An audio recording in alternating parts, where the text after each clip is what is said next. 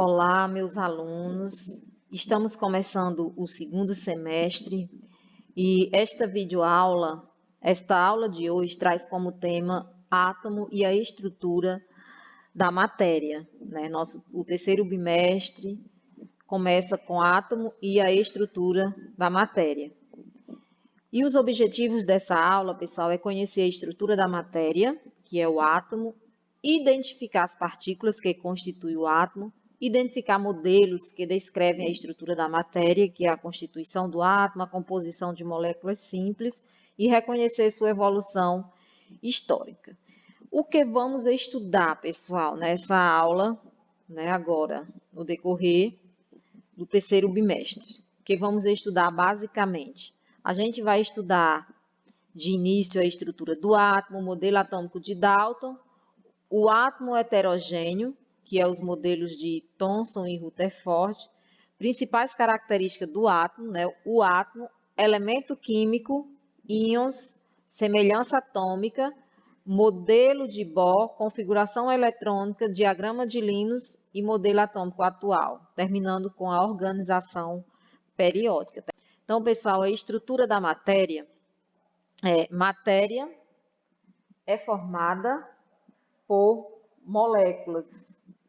Ela é formada por moléculas, que por sua vez são formadas por partículas minúsculas, que podemos chamar aqui de átomos. Então, a matéria é formada por moléculas que são formadas por partículas minúsculas chamadas de átomos. Gostaria de perguntar para vocês o que é uma molécula. Molécula é um grupo de átomos iguais ou diferentes, que se mantêm unidos e que não podem ser separados sem afetar ou destruir as propriedades das substâncias, né? Então, o que é um átomo é muito fácil já para vocês, né? É a menor partícula da matéria. Então, definindo o átomo, é a unidade fundamental da matéria. É a menor fração capaz de identificar um elemento químico, né? Então, eu pergunto para vocês, depois desses conceitos, né, dessas definições, do que as coisas são feitas e qual a menor parte da matéria? Vocês podem estar deixando esse comentário aí embaixo.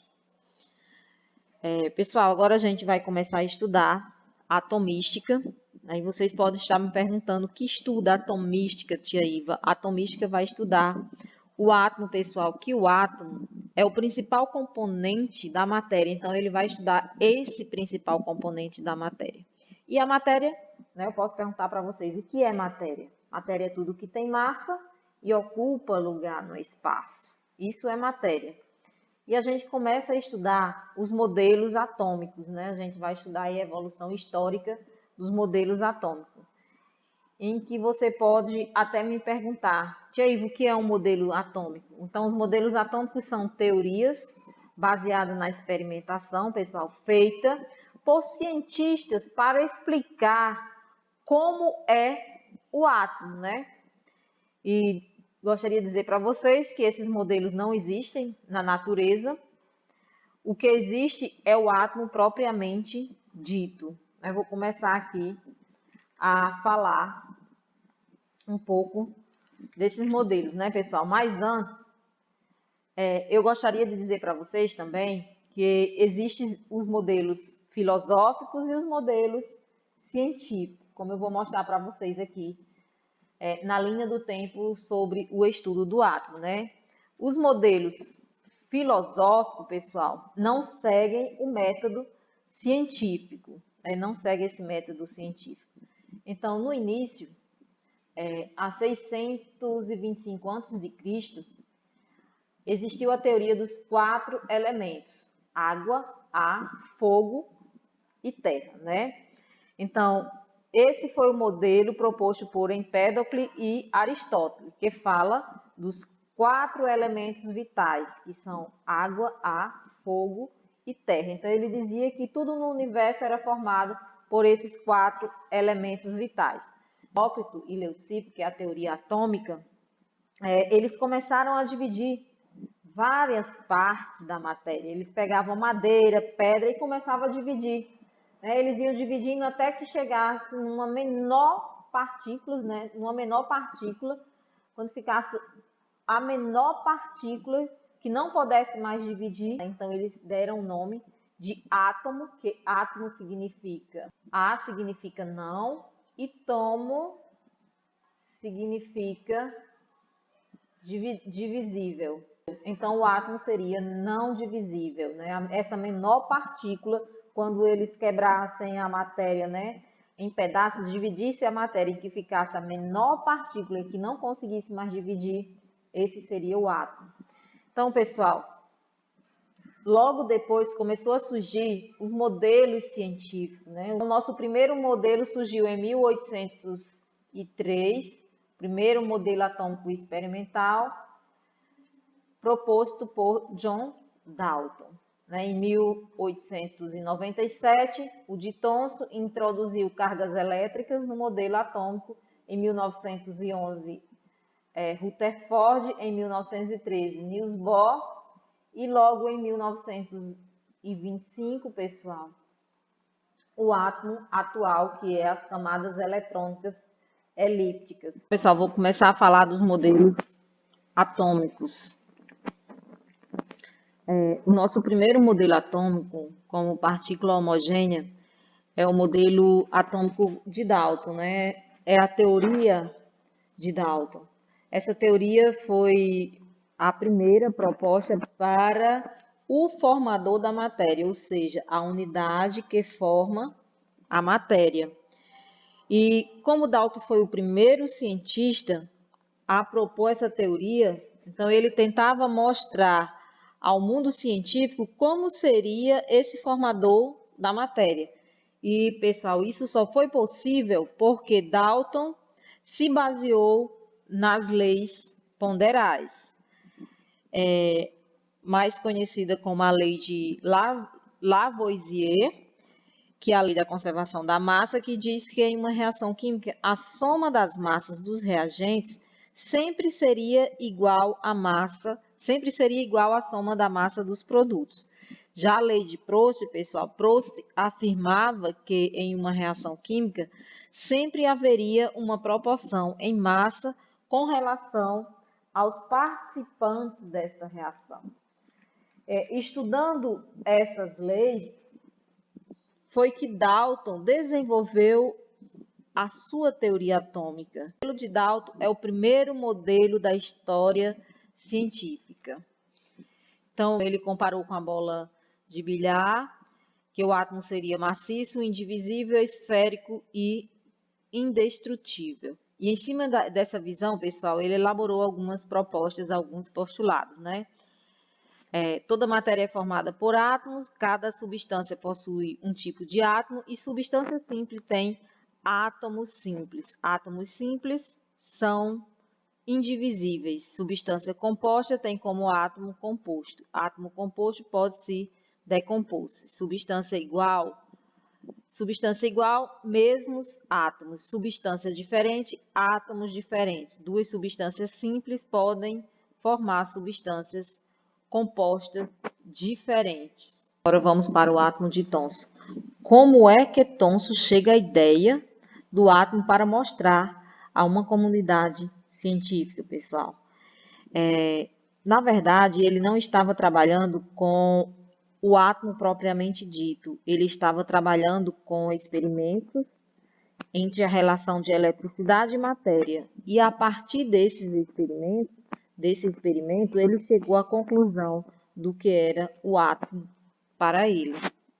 Thomson, ele foi responsável pela descoberta do elétron, né, que é uma partícula que possui carga negativa, e foi a partir dessa descoberta que Thomson desenvolveu o modelo para seu átomo, né, que antes havia sido estudado por Dalton.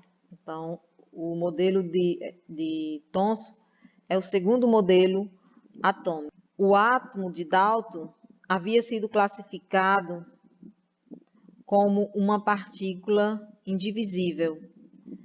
E a partir da descoberta dos elétrons feito por Thomson, tudo o que se pensava sobre os átomos sofreu modificações. E então, dessa forma, ficou provado que o átomo era uma partícula com divisões, ou seja, né, partícula subatômica. E para se chegar a essa conclusão, pessoal, Thomson utilizou descobertas como a radioatividade e também tubos de raios catódicos. E essas descobertas foram feitas pelos cientistas Geisler e Crookes. Thomson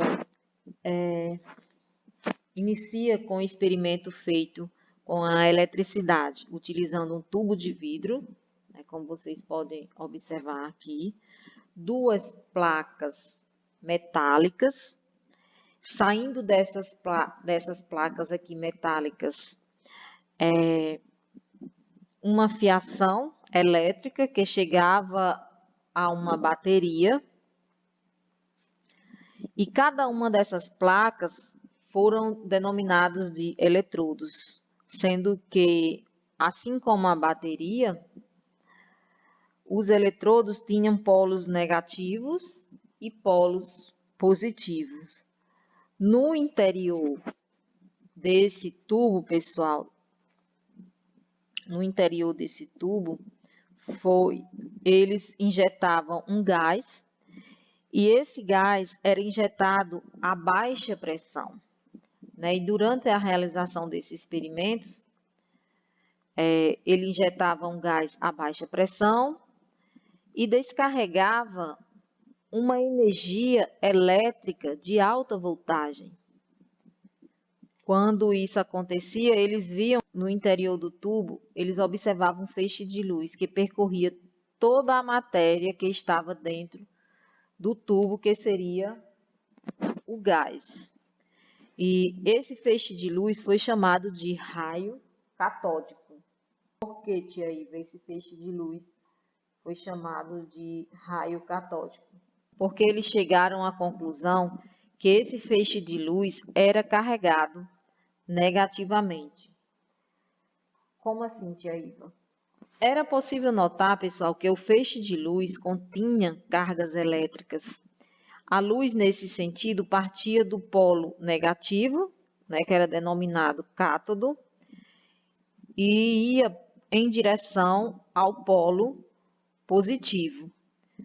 Com isso, Thomson observou que quando os átomos eram condicionados a altas temperaturas, os elétrons deslocavam para a região da placa positiva, como a setinha está apontando aqui.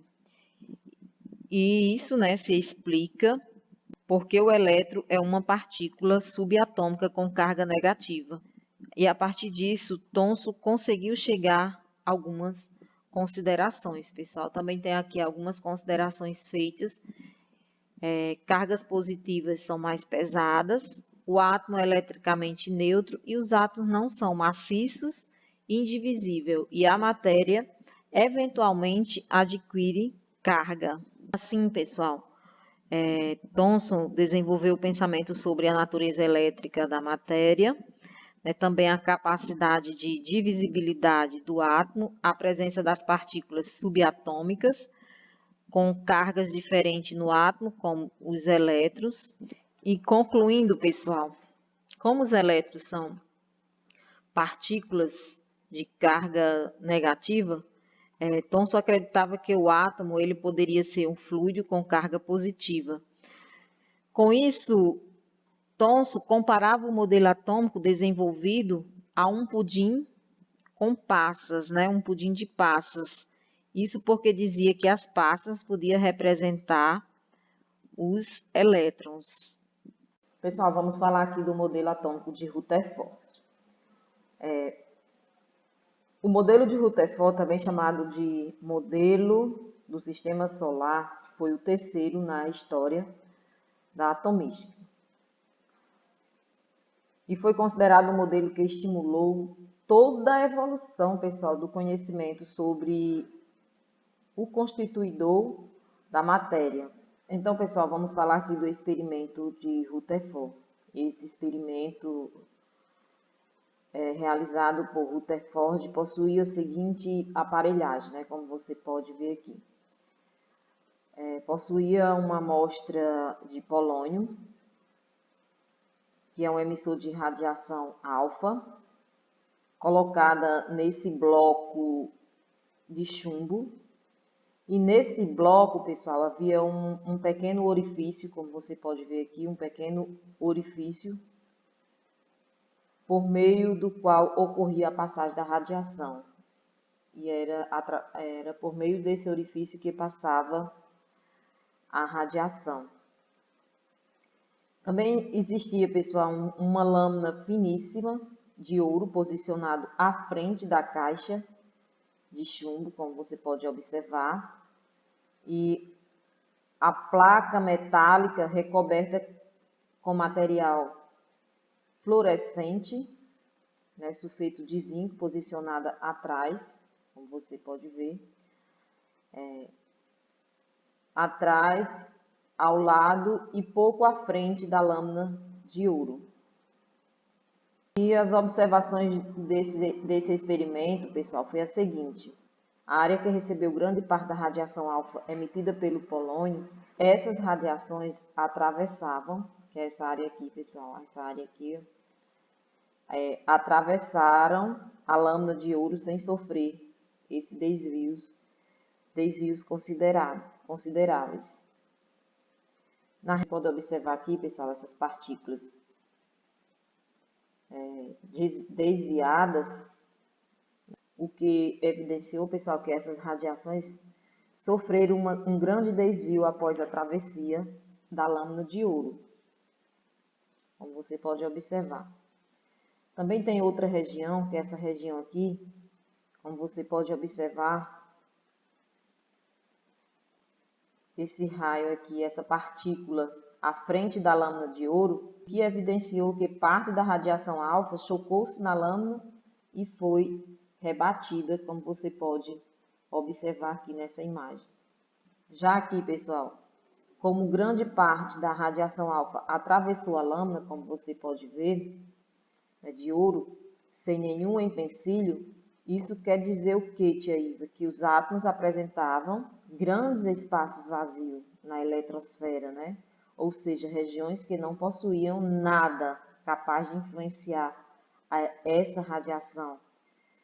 Após essas observações realizadas por Rutherford, ele formulou o seu modelo atômico que apresentava as seguintes características, né? Que ele diz que o átomo é descontínuo e é formado por duas regiões, o núcleo e a eletrosfera.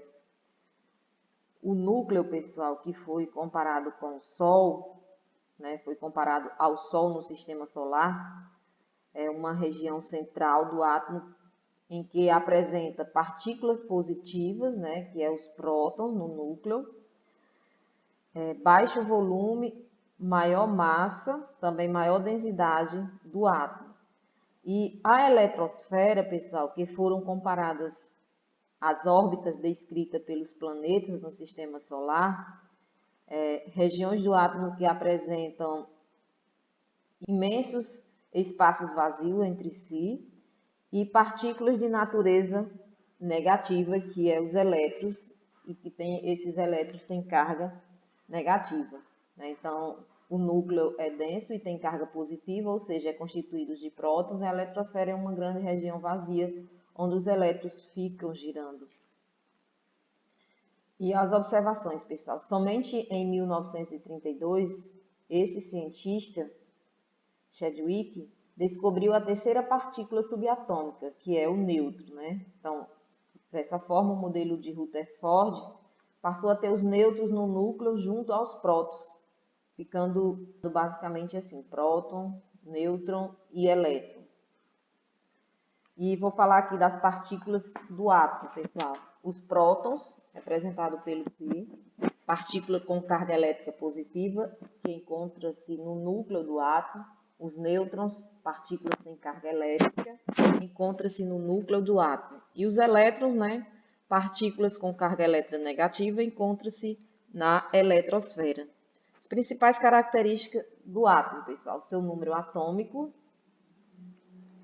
que indica a quantidade de prótons existente no núcleo de um átomo.